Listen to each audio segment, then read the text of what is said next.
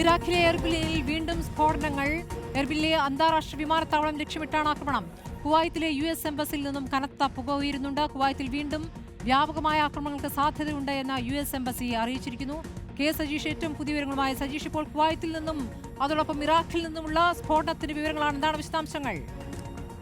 സ്മൃതി, ഇപ്പോൾ ഇറാഖിലെ എർബിൽ അന്താരാഷ്ട്ര വിമാനത്താവളം സമീപമാണ് ഇപ്പോൾ ആക്രമണം അല്ലെങ്കിൽ സ്ഫോടനം നടന്നതായി വിവരങ്ങൾ ലഭിക്കുന്നത്. അൽ ജസീറ ഇത് റിപ്പോർട്ട് ചെയ്തിട്ടുണ്ട്. എർബിലിൽ പ്രധാനമായിട്ടും US-ന്റെ നേതൃത്വത്തിലുള്ള സഖ്യസേന തമ്പടിക്കുന്ന സ്ഥലമാണ്. ഇവിടെ നേരത്തെ ഭീകരവാദികൾക്കെതിരെ സഖ്യം അല്ലെങ്കിൽ യുദ്ധത്തിൻ്റെ ഭാഗമായിട്ടുള്ള നേതൃത്വത്തിലുള്ള സഖ്യസേന ഇവിടെ കഴിയുകയും ചെയ്യുന്നുണ്ട്. ഇവർക്ക് നേരെ കഴിഞ്ഞ ദിവസങ്ങളിൽ 2 തവണയായിട്ട് ഈ മേഖലയിൽ മിസൈൽ ആക്രമണവും ഡ്രോൺ ആക്രമണവും നടന്നിരുന്നു. അതിൻ്റെ തുടർച്ച എന്ന രീതിയിലാണ് ഇപ്പോൾ വീണ്ടും ഈ മേഖലയിൽ ആക്രമണം ഉണ്ടായിരിക്കുന്നത്. അതിൻ്റെ കൂടുതൽ വിശദാംശങ്ങൾ അല്ലെങ്കിൽ കാഷ്വാലിറ്റി സംബന്ധിച്ചുള്ള കൂടുതൽ വിശദാംശങ്ങൾ നമുക്ക് ലഭ്യമായിട്ടില്ല. അതേസമയം നേരത്തെ പറഞ്ഞതുപോലെ തന്നെ കുവൈറ്റിന് നേരെ വ്യാപകമായ ആക്രമണം ഉണ്ടാകാൻ സാധ്യതയുണ്ട് എന്ന് ഇപ്പോൾ US എംബസി അടക്കമുള്ള ആളുകൾ മുന്നറിയിപ്പ് നൽകിയിട്ടുണ്ട്. ഏതായാലും അത് പൗരന്മാരോടും അമേരിക്കൻ പൗരന്മാരോടും കുവൈറ്റിലെ പൗരന്മാരോടും കൂടി തന്നെ സുരക്ഷിത സ്ഥാനങ്ങളിലേക്ക് മാറി നിൽക്കാൻ വേണ്ടി US എംബസി നിർദ്ദേശം നൽകിയിട്ടുണ്ട്. ഒരുപക്ഷെ ഒരു ദിവസം മുഴുവനായി നീളുന്ന ഡ്രോൺ മിസൈൽ ആക്രമണം ഉണ്ടാകാൻ സാധ്യതയുണ്ട് എന്നൊരു മുന്നറിയിപ്പാണ്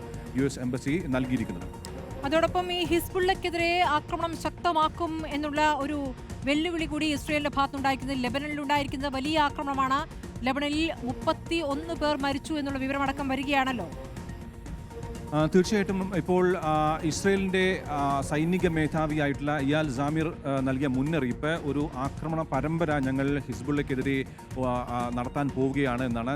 നേരത്തെ ഹിസ്ബുള്ള തെക്കൻ ഇസ്രയേലിൻ്റെ ഭാഗങ്ങളിലേക്ക് റോക്കറ്റ് ആക്രമണം നടത്തിയിരുന്നു. ഇതിൻ്റെ ഭാഗമായിട്ടാണ് ഹിസ്ബുള്ള കൂടി ഈ യുദ്ധത്തിൽ ഇറാനൊപ്പം ചേർന്നു എന്ന് വിലയിരുത്തൽ ഇസ്രയേൽ മുന്നോട്ട് വയ്ക്കുന്നത്. അതുകൊണ്ട് ഹിസ്ബുള്ളക്കെതിരെ രൂക്ഷമായ ആക്രമണം ഞങ്ങൾ നടത്തുമെന്ന് പറഞ്ഞിട്ടുണ്ട്. ഹിസ്ബുള്ളയുടെ ആസ്ഥാനമായ ലെബനൻ കേന്ദ്രീകരിച്ച് ഇതിനകം തന്നെ ഇസ്രയേൽ വലിയ തോതിലുള്ള ആക്രമണം നടത്തിയിട്ടുണ്ട്. ഏതാണ്ട് ക്യാപിറ്റലായിട്ടുള്ള ബെയ്റൂട്ടിൽ 20 പേർ കൊല്ലപ്പെടുകയും 91 പേർക്ക് പരിക്കേൽക്കുകയും ചെയ്തിട്ടുണ്ട്. മാത്രമല്ല സൗത്ത് ലെബനനിലെ ആക്രമണത്തിൽ 11 പേർ കൊല്ലപ്പെടുകയും 58 പേർക്ക് പരിക്കേൽക്കുകയും ചെയ്തിട്ടുണ്ട്. ആ രീതിയിൽ വ്യാപകമായ രീതിയിൽ മധ്യ ലെബനനിലും തെക്കൻ ലെബനനിലും ബെയ്റൂട്ട് കേന്ദ്രീകരിച്ചുകൊണ്ടുള്ള ഇസ്രയേലിൻ്റെ ആക്രമണ പരമ്പര തുടരുകയാണ്. അത് ഇനിയും തുടരുമെന്ന് തന്നെയാണ് ഇപ്പോൾ ഹിസ്ബുള്ളയ്ക്ക് ഇസ്രയേൽ മുന്നറിയിപ്പ് നൽകിയിട്ടുള്ളത്.